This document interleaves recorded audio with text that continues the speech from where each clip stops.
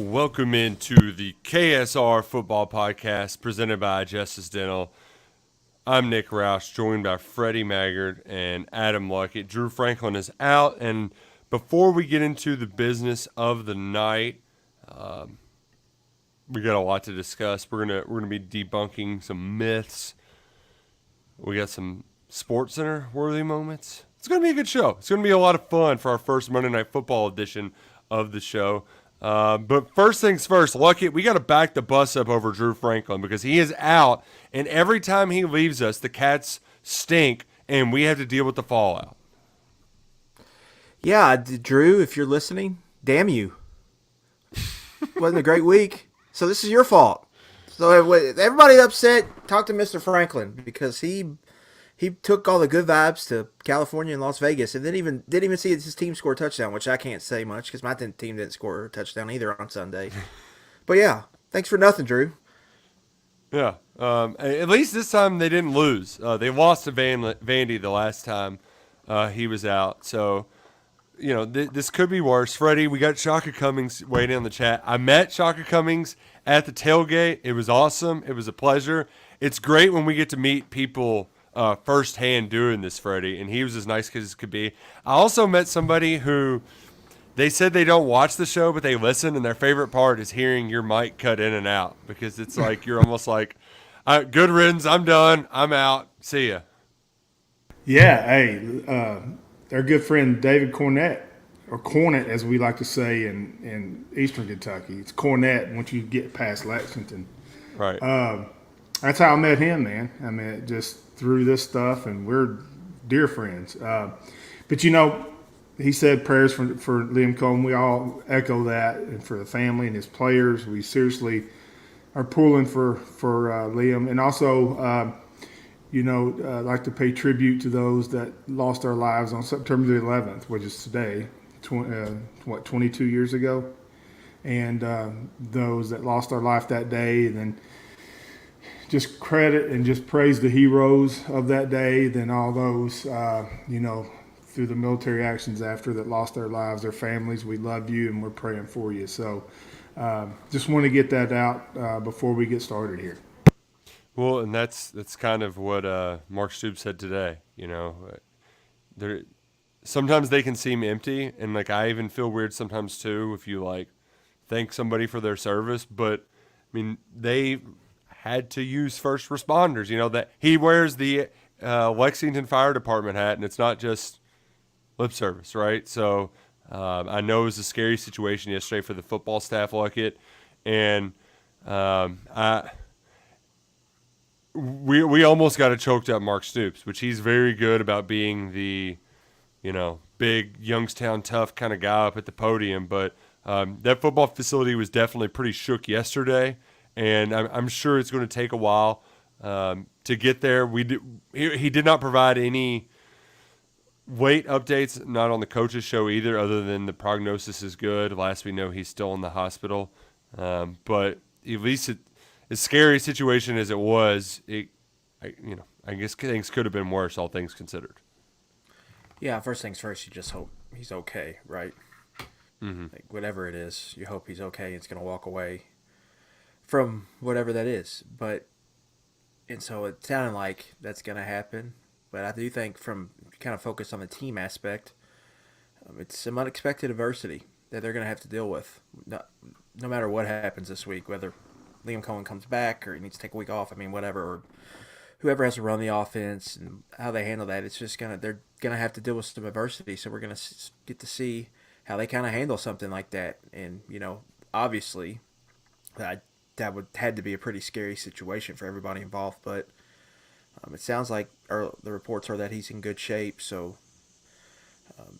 you survived the worst, I would say, in that situation. Right. So now we're in a week where I don't really know what to kind of expect from the team. Who knows what it looks like this week without the offensive coordinator. That's a big unexpected situation that they've kind of taken on now, and again, this program has been hit with unexpected adversity in the past. A lot of it, some health-related issues, and so we'll have to see how they handle this one.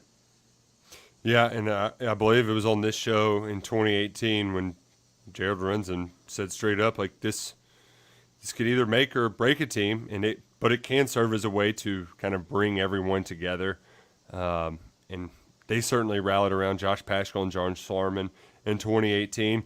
We might be getting a few too many steps ahead at this point. We don't want to get in front of our skis, as Mark Stoops like to say. So for now, we'll just focus on the intermediate. We'll have some fun. Thoughts and prayers to Liam. But with that, let's hard reset and remind you about our friends at Justice Dental. They are presenting sponsor here at the KSR Football Podcast. I think they have been going back since 2018. They are your one-stop shop for all your dental needs in Central Kentucky with 2 convenient locations in Wellington and Blazer. Veneers, dental implants, full mouth restorations, whitenings, dentures, whatever you need. Just routine cleaning or filling, they can have you covered at Justice Dental. They're the best of the best. Please, stop by Justice Dental, justicedental.com. Freddie, they're his dentist. He trusts Doc Thompson. He trusts Dr. Justice. You will too. Let me pull up their phone number real quick. I did the thing too where I had it pulled up, but I should share the phone number. That's part of the call to action. That's what we call in the biz a call to action, and that's what I call a reload. 859-543-0700 is the number. You can call or text to set up your appointment or visit them online, justicedental.com. Think we might do a show at Justice Dental? We aren't sure when. We're working on that. I don't think it would be good, Freddie, if we did it while you were getting your teeth cleaned, but it would be kind of funny though. Like if we, if we're just because like, they lay the gas to me as soon as I walk in the door. I ain't going. See, that's what I'm I kind of. petrified. I grew up. You got to realize where I grew up, right? We didn't have very many choices in our dental care, and our dude would like stand on your chest and saw and everything else. That freaked me out for the rest of my life. So Pull out a screwdriver. yeah. So I went to see Doc Thompson, and they took care of all my dental stuff in one day. So I mean, they can make you relaxed and they can take care of everything, and that's what they did for me. I want to put Freddie on gas and then just have him yammer on the podcast. That would be a lot of fun. If you ever like this, Justice Dental, much further now, but primitive dentistry, fascinating stuff. It's like medieval. The tooth. You ever heard of a tooth puller back in the day, Luckett? They'd have these people come into town and they would do a whole show, like in the Wild Wild West. It was like part magic show, part like let me pull your teeth, and it was gruesome. It was gnarly. It's not going to be like that when you go to Justice Dental. They'll treat you a little bit better. But that stuff always fascinates me. Here's the thing. Let's get into the meat potatoes, because here we've already got some fun hot takes in the chat, and I love them because they're right where people. I feel like right now, Adam Luckett and Freddie Maggard, I'm going to kind of set the table, because right now it's clear, and I think we can all agree that Kentucky is not playing great football. We're all in agreement on that end. But there's a little bit of overreacting, and there's a little bit of pointing fingers at the wrong things. So we're here to debunk some myths about what's wrong with this Kentucky football team, because I think in a lot of cases, we're just making a mountain out of a molehill.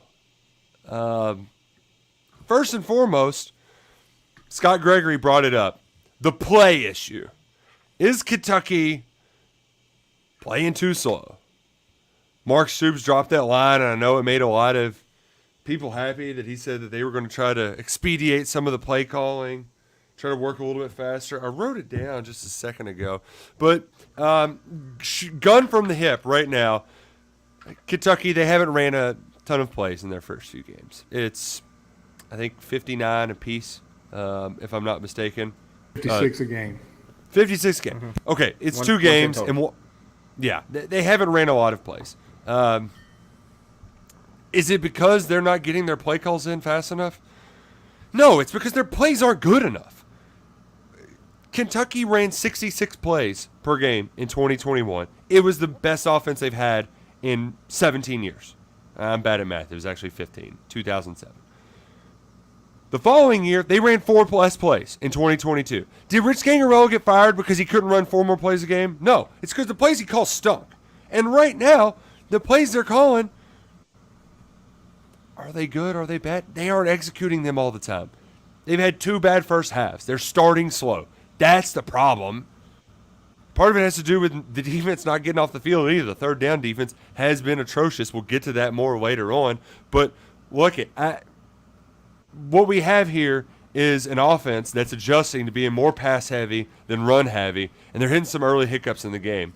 But in the second half, that offense was about as efficient as we've seen around these parts in about a calendar year. You'd probably, I don't even know when you'd go back to last game, but that second half, yeah, it really was about 2 calendar years. It's just that Kentucky's offense started slow. It's not the quantity of plays, it's the quality of plays, particularly in the first half. This team is getting off the slow starts, and it's dragging the whole group down.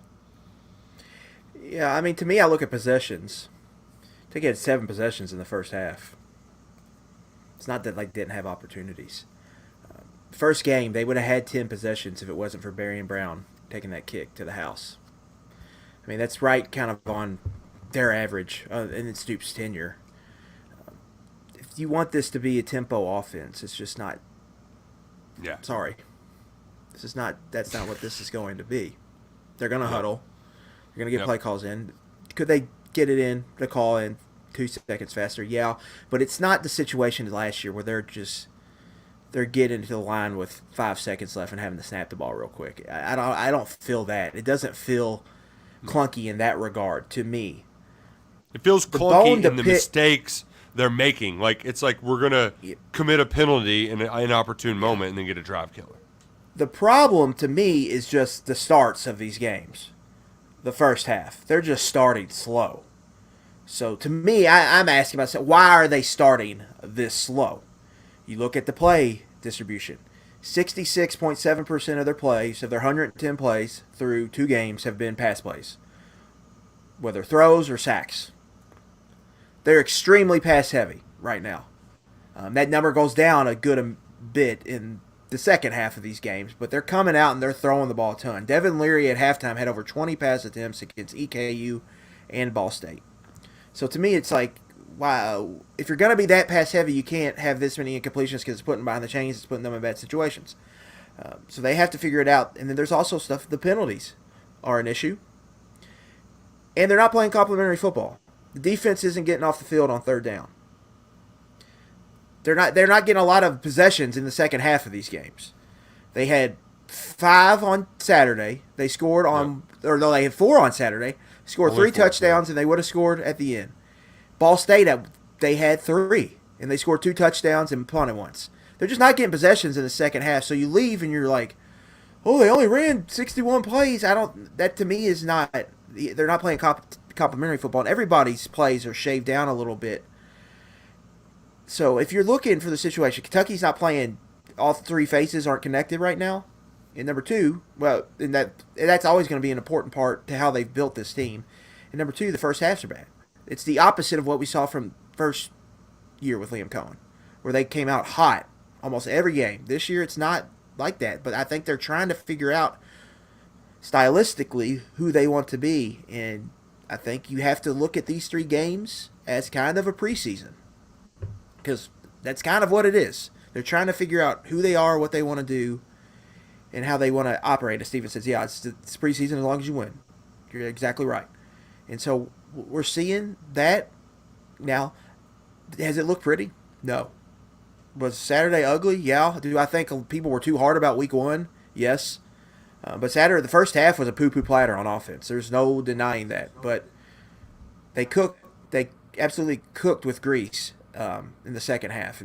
They put up the numbers you thought a good offense would put up against that EKU defense. So there's been good signs. It's just there's been too many inefficient moments.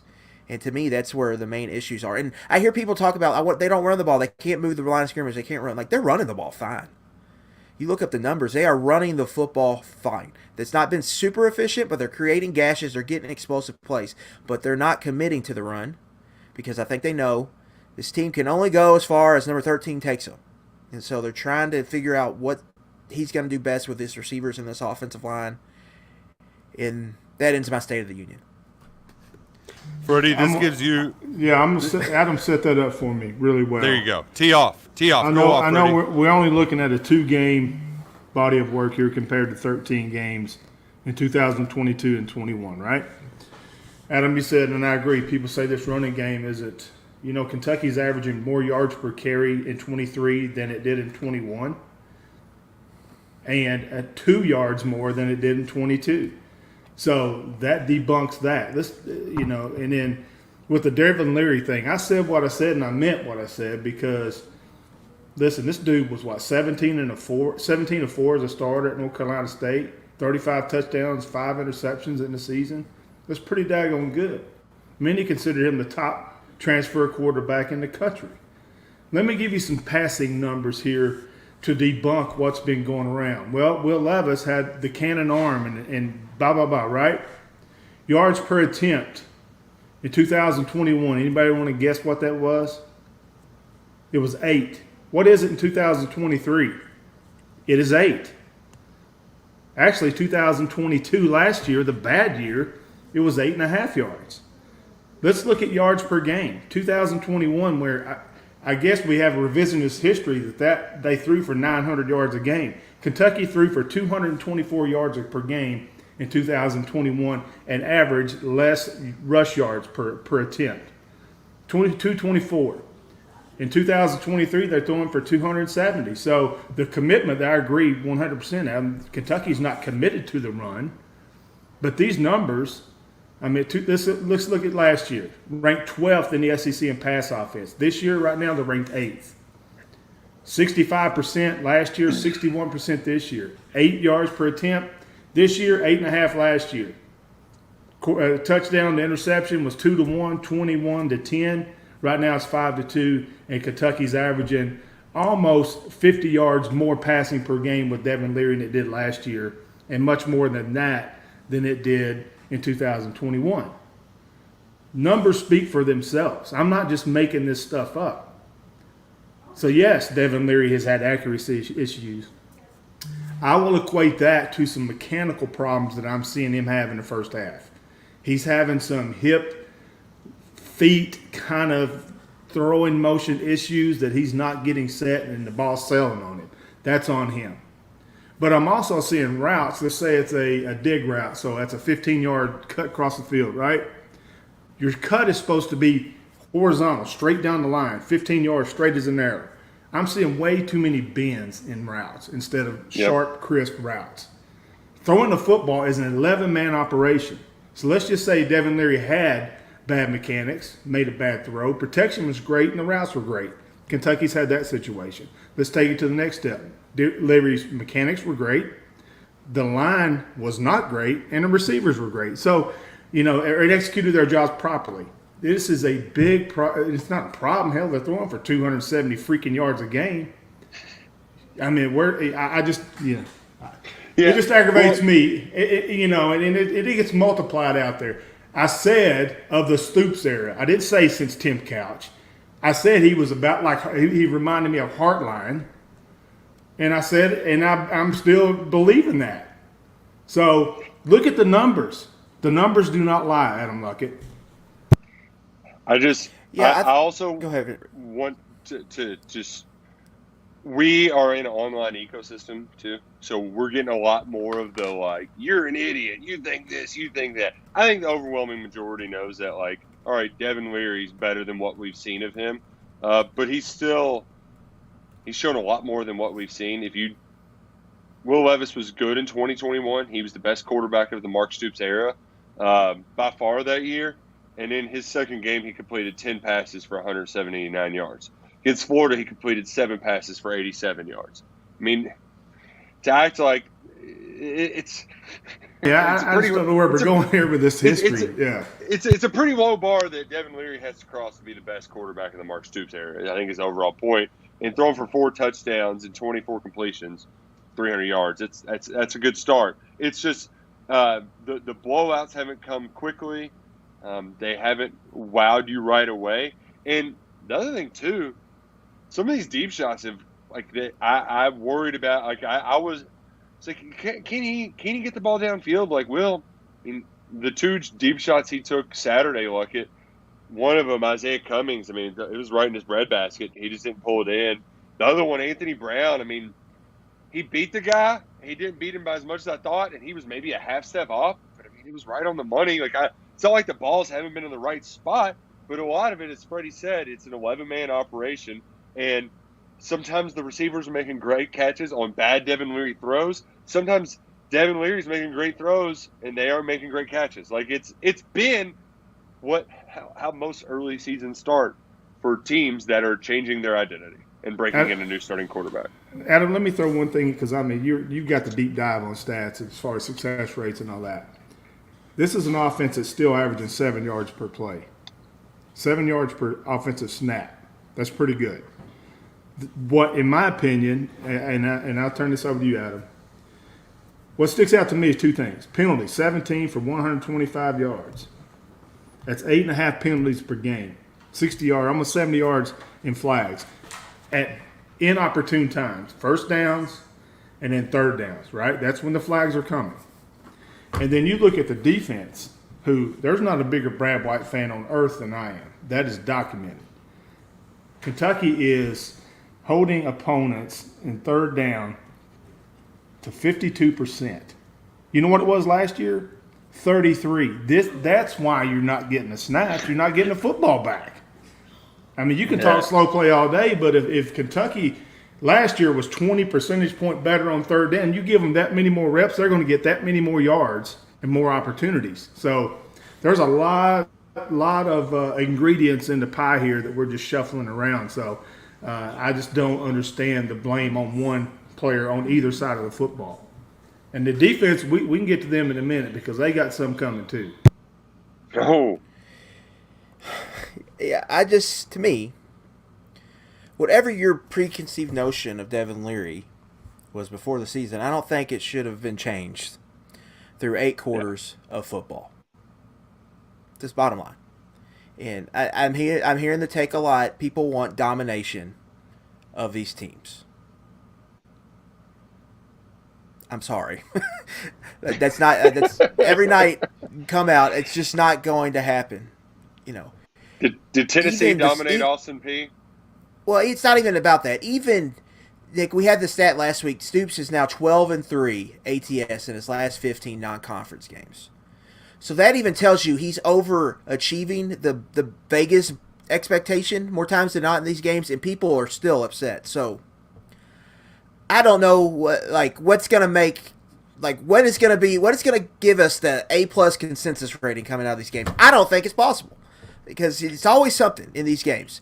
I think it's very, very important to remember that these are, I don't want to call them glorified exhibition games, but they very much treated like they're games to get you ready for the other games, right? Like, these are games to get you ready for the games that people care about. SEC, and when you play Louisville at the end of the year. Those are the games that the team's going to be remembered by. No one is going to remember this game in 3 weeks, whether good or bad. They're going to remember what Kentucky did against Vanderbilt, or they're going to remember what Kentucky did against Florida. And those are the games you're going to be talking about. So all of this is just, it's like fake calories almost that we're talking about. Kentucky needs to play better. Everybody knows that on offense. But there's been enough good signs, I think, to where you can still see this team's potential, but little things are knocking them off. Drops, penalties, false starts, key holding calls. Josh Caddis gets a tough holding call. Running that first play in the red zone, they have a first down. It's going to be 1st and 10 inside the 15. They're probably going to score that drive to tie it up. They get a holding call, interception happens the next play. And Mark Stoops talked about this today. They're not handling the in-game kind of getting punched in the mouth well.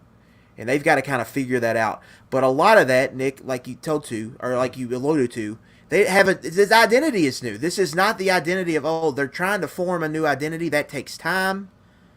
Mm-hmm. But at the end of the day, number 13 has got to be the guy that's got to take them to the promised land. And to me, watching the EKU game, maybe the most frustrating thing was the lack of that identity.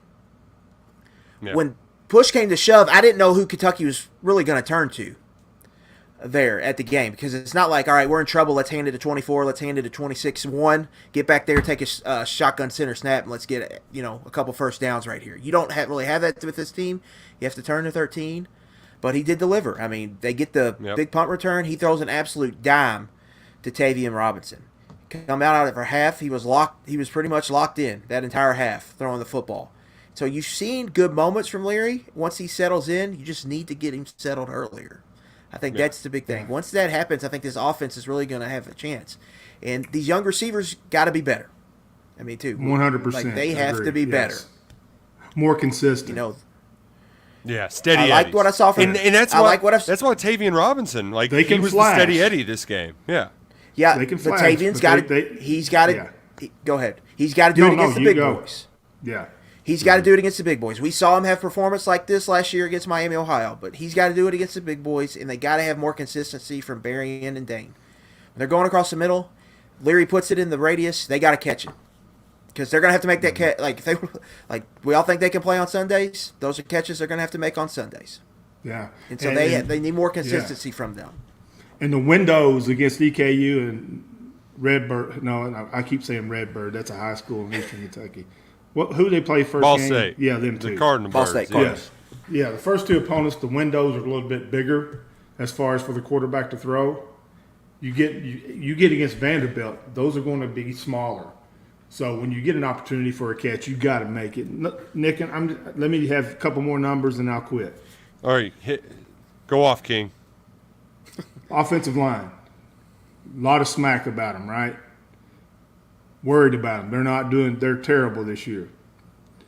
Sacks allowed, Kentucky, 2. That's second in the SEC. Again, competition factors here. But think back to last year when Kentucky was, last in the country for giving up sacks? And gave up, 10 to Youngstown State or something crazy like that? Let's take tackles for loss. That's another issue that plagued Kentucky last year. Last in the SEC. This year, third, only giving up 7. Mm-hmm. So those are with pretty starters good out. numbers. With starters out, that's exactly right. So those numbers highlight to me, and then the running game averaging more than the 2021 offense that is better than the USC's and Colorado's apparently. No, it's no disrespect to them, but I just think we're really inflating some stuff here with that. I'm just trying to be, and I'm not comparing, and I'm not putting anybody down to praise another. I'm just comparing numbers here. So you factor those two offensive line statistics in, 7 yards of play and 5.3 yards per carry. I think there are some good things about this offense, but they do need to come out faster. They need to be more consistent. And Leary definitely needs to be better. But I don't know how good this team really is. I mean, I thought we'd get a good gauge against Akron, to be quite honest with you. Yeah. Because they're not very good, but who knows now with the Liam Cohen situation. My favorite part of all of this is, Freddie, you all both mentioned it. I haven't learned a damn thing about them. They're exactly who I thought they were going into the season. Nothing's really changed for me, and yet here we are coming on and being super combative. This is kind of the version of this team that I thought they'd be there. They aren't playing to their ability yet, and I find it amusing that we're having to get out our swords like we're Jon Snow over here to fight over a team that has lived far short of expectations. And the only reason why we're doing this is because EKU played Scott Satterfield in week 1.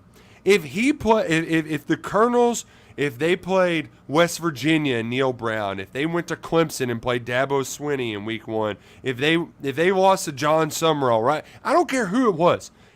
Anybody but Scott Satterfield. For some reason, Kentucky fans think that because they didn't beat EKU by 60 instead of 50 like Scott Satterfield did, that all of a sudden he's got to win over the Cats. He can't hurt you guys. He never did when he was at Louisville. He can't hurt you now. So why are you letting him affect you, all right? Why are you doing scoreboard math in week 2? Okay? You really, yes, do we want to see Kentucky's offense be crisper? I would love to watch Kentucky beat every team by 60. But you know what? The 2014 Kentucky Wildcats beat UT Martin 54-19. And what did it mean for the season? It meant nothing. They didn't go to a damn bowl game. your FCS final score has no indictment. It says nothing about what you're going to do in the regular season. You just don't lose it. You win. You move on, right? Like, there's nothing to be said about this. There's no grand pronouncement. And so I feel kind of like a jerk for doing this. If anything, if every college football team has 2 to 3 duds a year, you just got one out of the way. You got one out of the way against the team you wanted to get out of the way against. But Nick, I think the Satterfield thing is true. I think that's obviously you're in the no-win situation with the EKU. Satterfield Stoops probably not wanting to hit the gas. You have your right tackles out to start the game. But back to Freddie. But that's no excuse. They should win by more than they won by on Saturday. Full stop. They should have. They should have played better. But to me, y'all said you learned nothing, and I agree with that. I do think this is a flawed football team, but they have star power, and that star power gives them a really high ceiling. I think Devin Leary on offense, when he's hot and he's cooking, they can put up some big numbers with some of the ammo they have on the outside when everybody's connected and going. Defensively, I think they got guys in the front seven that are game changers, that can make big plays like in swing games at different points. And we've started to see that playmaking with just takeaways and turnovers they're getting. Even though they're not getting a lot of ball production, they've already got, an interception. They've popped balls out. Trevin Wallace is all over the place. Deion Walker is dominating like you think he should, and he's got some good help on the defensive line. So I think the ceiling is high for this team, but I think there's a big variance between the ceiling and the floor because they do have some issues, but they have some star power, and the stars got to be the stars. I mean, they're only going to go as far as their stars take them on both sides of the football, to me. I also love to, so here's some of the responses, because Peak's right. I gave him some of the speech on the way back home from Lexington. But Scott was like, we almost got shut out for a half, Nick. Keep whistling by the graveyard. You almost got shut out for a half because you got a punt blocked after they don't get a false start on a quarterback sneak if EKU doesn't have coaches that know the snap count and tell them. They're shouting it out. Cox jumps early, and then you get a punt blocked. They score, 4 plays later? Then you get whistling another penalty. Whistling by the graveyard. I've never heard that. I do like that, though. I do like. Who said that? Scott. Scott. That's a good one. I've never heard that. Yeah. Not to break this up, guys, but Aaron Rodgers just got carted off. He got actually carted off because Shaka said, "Oh wait, it's coming now." Oh wow. Yeah. That's bad. Yeah. That's not good. Not good. Yeah. No, I actually like him now too. Imagine being a Jets fan. Do we need? Oh no. Yeah, that's not great, Bob. Not great at all. Wild start to that game, to say the least. I love, too, that we just got our takes flying furiously. Let's use this time to now just stop and say, exhale, everybody, and wear your bird dogs. Yeah. Yeah. Yeah. Wear your bird dogs. Absolutely. It's great-looking gear.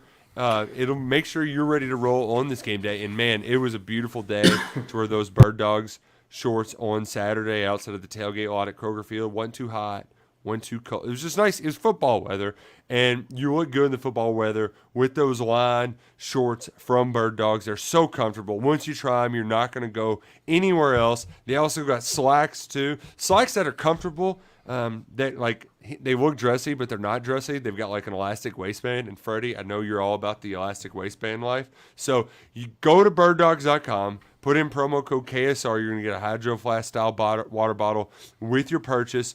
Bird Dogs, the best looking swag in the business, whether it's the shirts, the shorts, the pants, and Q-Zips coming this fall as well.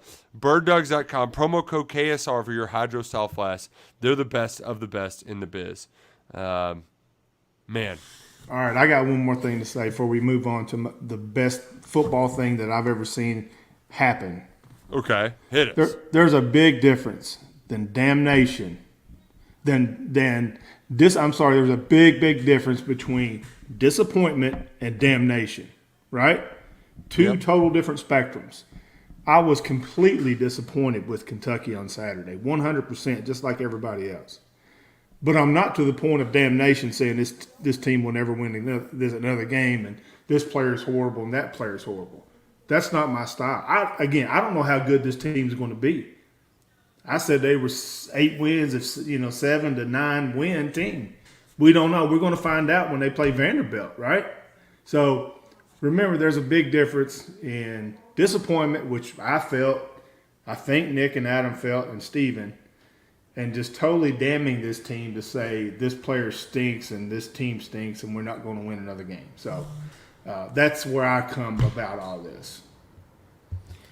Yeah, I mean, I think I said it. I even said it on the rep reaction that first half from the offense was a total poo-poo platter. Yeah, it was disappointing. It was awful. Man. Yeah, there's no other way to cap that. Like that's what that was. It was horrible. Second half, and with that said, but second half they did what they were supposed to do.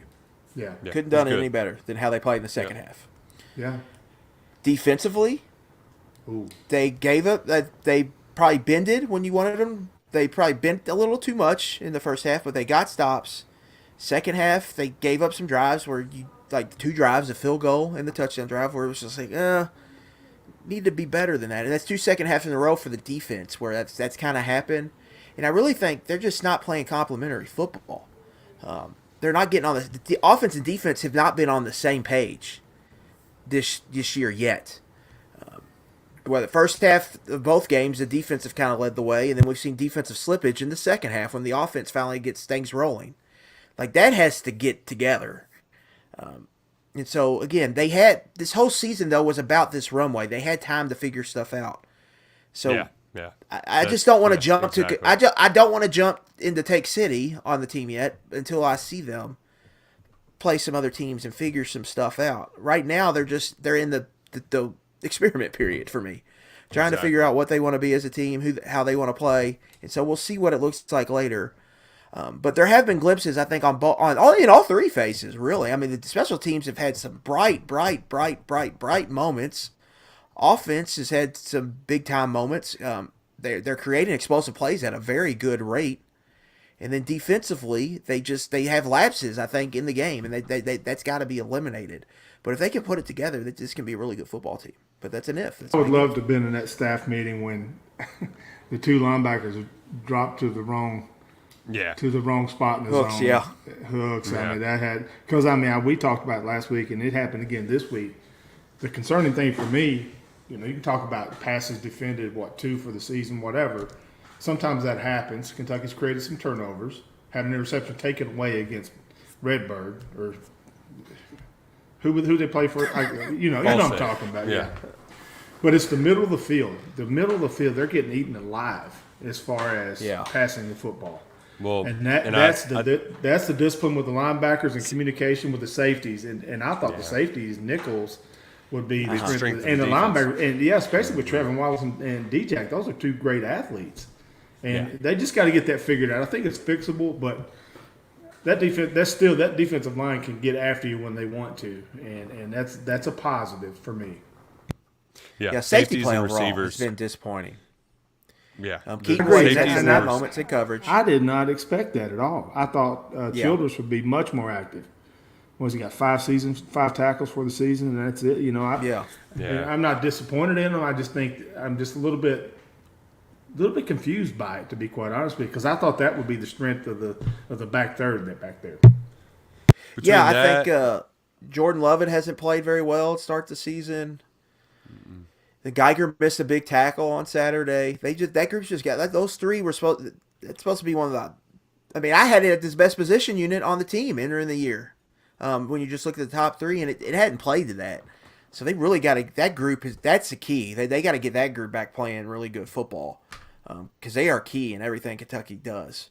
And Trevin, I do think he has his lapses in pass coverage, but he makes so many plays that I'm willing to live with that, right? Because he's getting in the backfield, and when he's coming on those green dogs and those delays, he's just eating up these quarterbacks.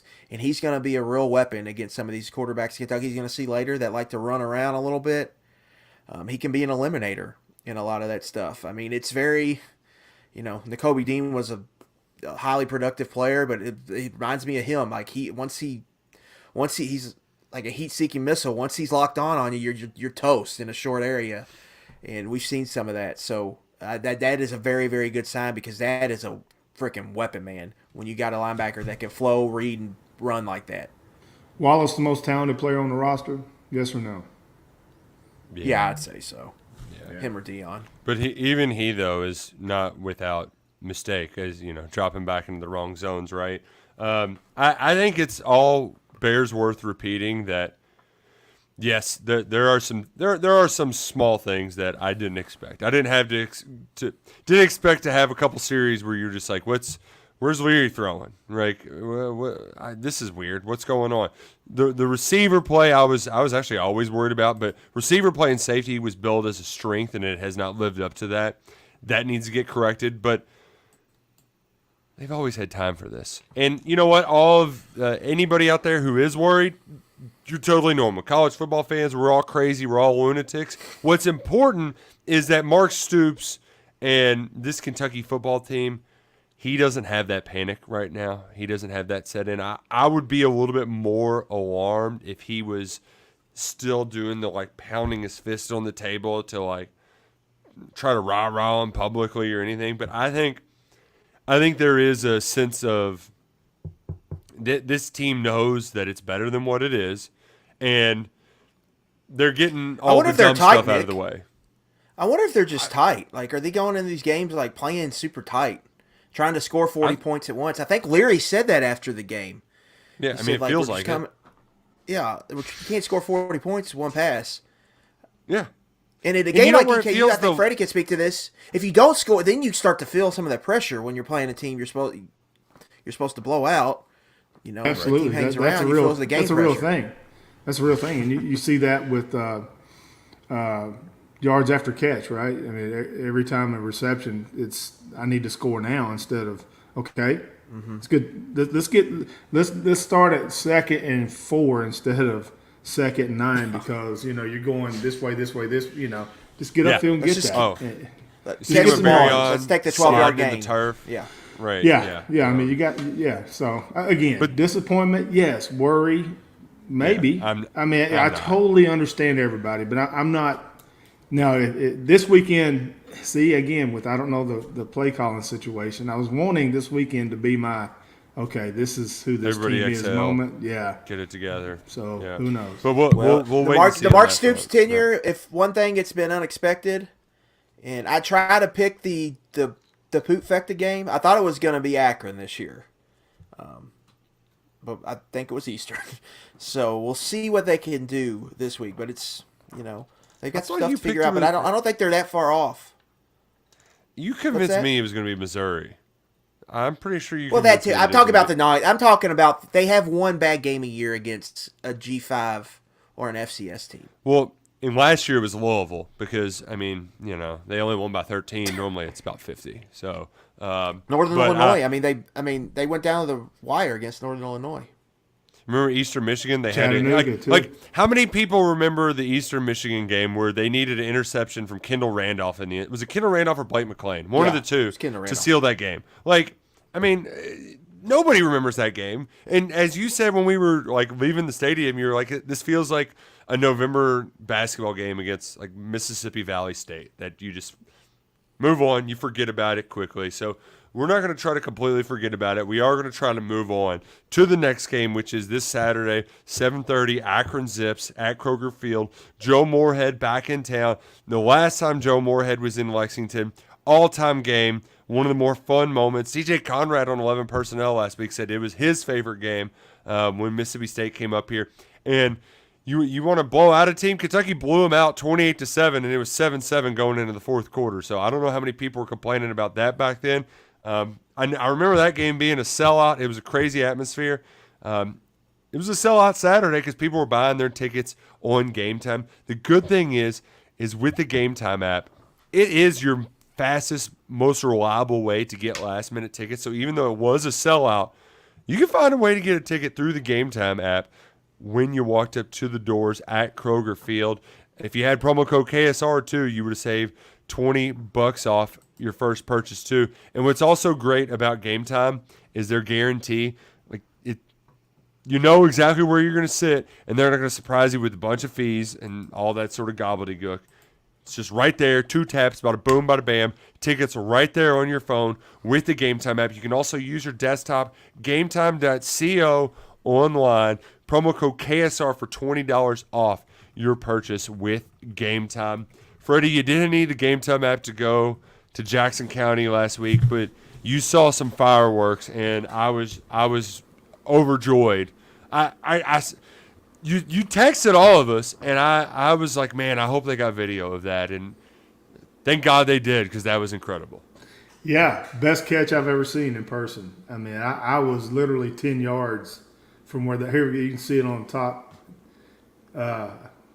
You see my big tail over there, jumping up and down with a player somewhere.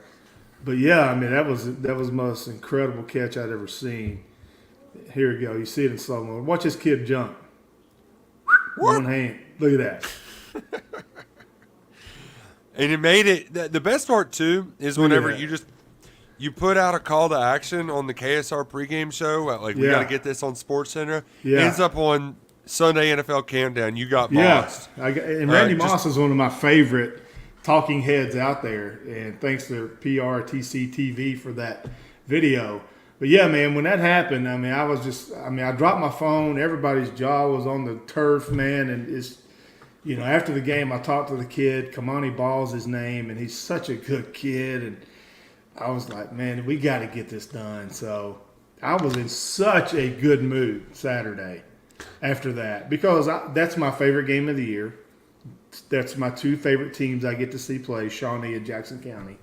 And to see that play and hoping that kid, Kamani Ball, was going to get on You Got Mossed or ESPN or whatever, that's just so special for him. That's something he'll carry with him the rest of his life in that Shawnee program. Man, that just made my whole season complete. And then EKU UK happened, So that's just the ebbs and flows of football season. But listen, I'm happy for the rest of the year because that kid got recognized, and that's something special. So I'm very, very happy for them. Freddie, we should have known, because JoJo said when they played Saturday on the video show, it was like playing somebody in the Super Bowl. And I think that's a lot how EKU played on Saturday. And I don't know if Kentucky necessarily matched their intensity. Yeah, and listen, Adam or Nick, if I was a little too strong earlier, I apologize. But hey, there's that catch again. I can't be in a bad mood now. That's my guy. I love it. Hey, I love Freddie, that. But look at that, Shawnee High School full extension. That was the first varsity game I ever entered. Was at Louisville Shawnee High School. Yeah, and we got it. I was a freshman. We got in the game late, and they called the waggle. And the waggle was the Nick Roush tight end drag touchdown special. I was like, oh, I'm going to be able to catch a touchdown. What I didn't know is the offensive coordinator told our quarterback, under no circumstances do you throw the football. And even though I was open in the end zone, he scrambled it in, and he became the first freshman to score a touchdown. I did not. So Steve, that's awesome, Nick. Run that back here. You see the assistant coach on the far left? He starts walking towards me. All right, keep going. See, he's out there at the far left by the guy jumping up and down. He starts walking. That's me and him talking. I'm like, there's no way I just saw that. And that, again, that fills my heart, man. Seriously. This game is tears of joy for me because thanks to Kroger, we get to do this every year, and we get to give out 2 trophies and get to see the number 1 play on You Got Mossed. That's just tremendous. But back to, if I was a little harsh, I do apologize. I'm not talking down to people. I'm not talking up to people. My thing for my whole career doing this media junk is I don't tell fans how to fan. And you do you and I'll do me. I'm just voicing my frustration at people, at some people just continually coming after me about this Leary stuff. It just got old. And if I was defensive, I do apologize and go Cats. How about that? And I just think back to Shawnee that I'm in a good headspace. Well, where are you going to be this week, Freddie? I'm pretty sure there's a couple there might be big names that are playing. Yeah. You think? Frederick Douglass at Corbin. Adam, you know the recruiting stuff. You and Nick better than I do. There's some dudes in that game, right? And, Douglass has got, 4 FBS commits right now with more on that team.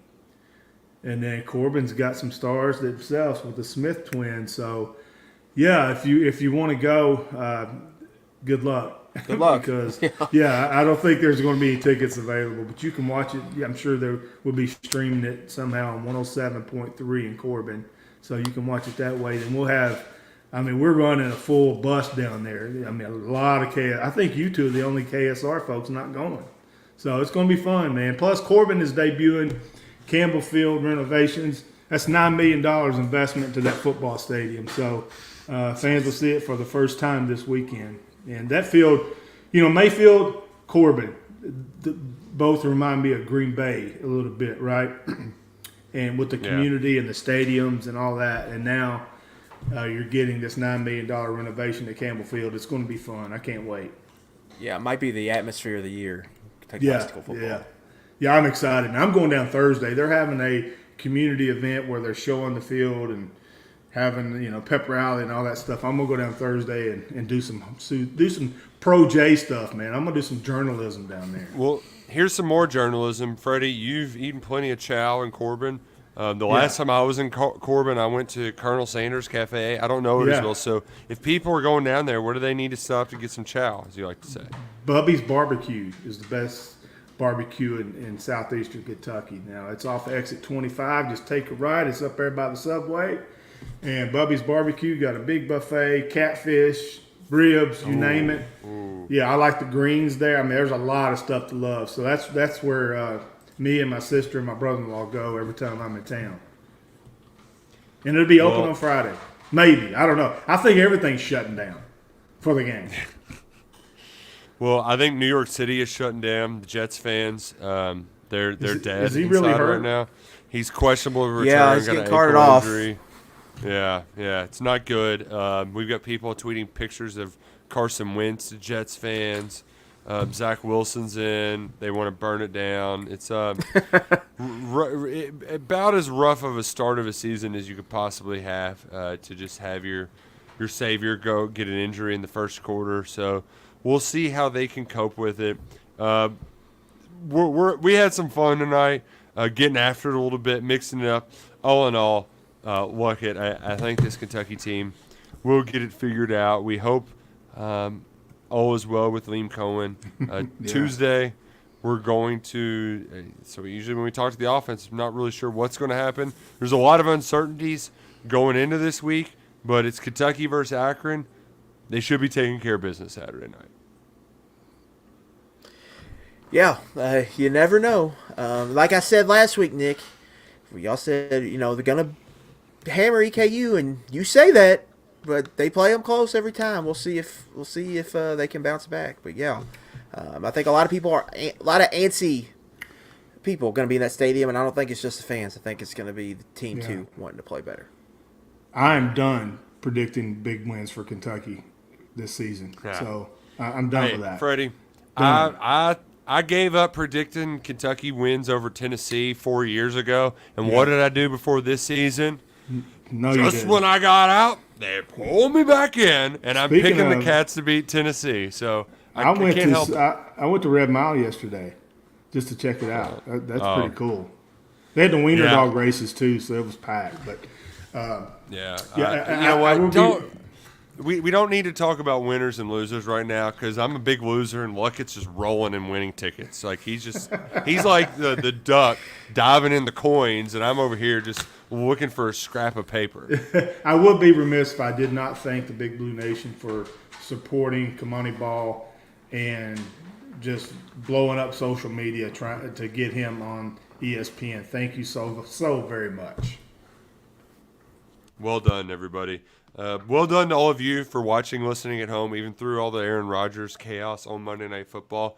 If you listen to the podcast and you just got our live reaction. So this has been a lot of fun. Drew Franklin will be back next week. He's going to fix everything. He's going to bring the good vibes back.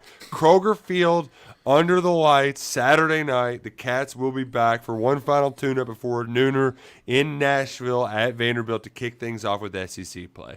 For Freddie Maggard, he's Adam Luckett. I'm Nick Roush. Go Cats and go Kroger.